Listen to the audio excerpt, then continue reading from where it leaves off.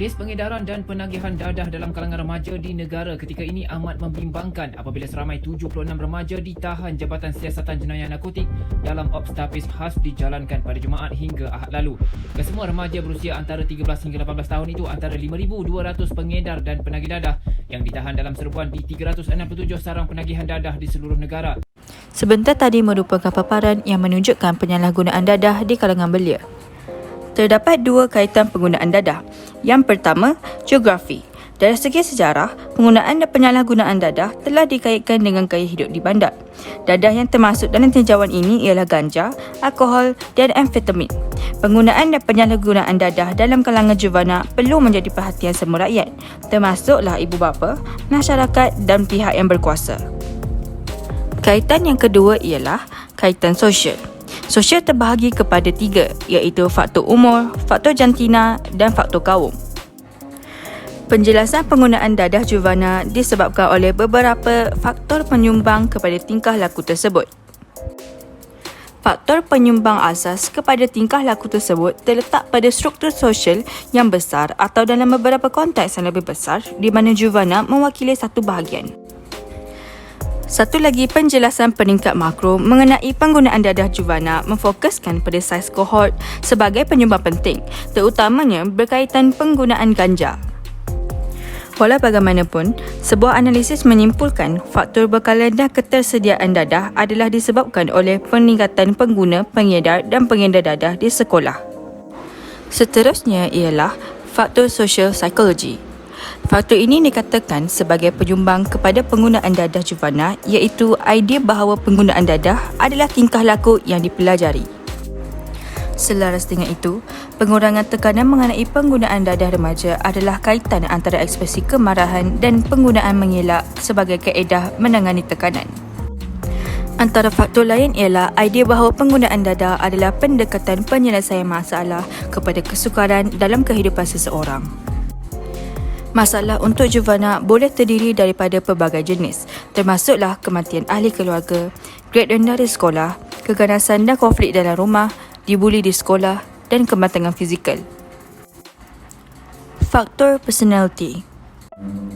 Mereka yang mengambil dadah dikategorikan sebagai selfish, trouble youth yang di mana mereka menggunakan dadah untuk berhayal.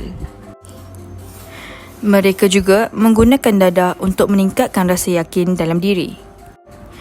Penggunaan dadah dalam kalangan remaja seringkali dikarenakan oleh problem behavior model. Tiada cara yang khusus untuk mengidentifikasi personaliti dadah. Oleh itu, konklusi yang seringkali digunakan ialah penyalahgunaan dadah dalam kalangan remaja disebabkan oleh peer influence. Penggunaan dadah dan delinkuensi. Penggunaan dadah dan delinkuensi ialah permulaan dari banyak masalah untuk golongan muda. Penggunaan dadah dan delinkuensi ialah permulaan dari banyak masalah untuk golongan muda. Hubungan antara pengambilan dadah dan delinkuensi ialah interactional. Apa itu interactional? Interactional bermaksud kemampuan bertindak atau mempengaruhi antara satu sama lain. Rawatan dan pencegahan penggunaan dadah dalam kalangan juvana. Rawatan dan pencegahan penggunaan dadah dalam kalangan juvana disesuaikan mengikut setiap individu. Ianya tergantung kepada sifat pengguna pada dadah dan di mana tempat penggunaan dadah digunakan. Seterusnya ialah drug courts ataupun mahkamah-mahkamah dadah. Mahkamah-mahkamah ini diwujudkan bertujuan untuk mengatasi masalah yang wujud antara rawatan dan penekanan keadilan jenayah, serta ia mewujudkan sistem yang lebih baik untuk menangani masalah dadah daripada hanya mengurung mereka untuk jangka masa yang panjang. Terdapat 4 program mencegah penggunaan dadah di kalangan belia. Yang pertama ialah Preparing for the Drug-Free Years PDF-1. Yang kedua, program di Baltimore yang memfokuskan kepada remaja African American. Yang ketiga ialah Project Towards No Drug Abuse ataupun dikenali sebagai Project TND. Yang keempat ialah DARE, iaitu Drug Abuse Resistance Education. Kesimpulannya, secara keseluruhan, program rawatan dan pencegahan dadah yang benar-benar berkesan mestilah merangkumi komponen komuniti dan kalangan sosial belia yang lebih luas. Di samping itu, program sedemikian mestilah realistik kepada belia dan tidak kelihatan seperti menghukum atau menghakimi untuk meningkatkan keberkesanan.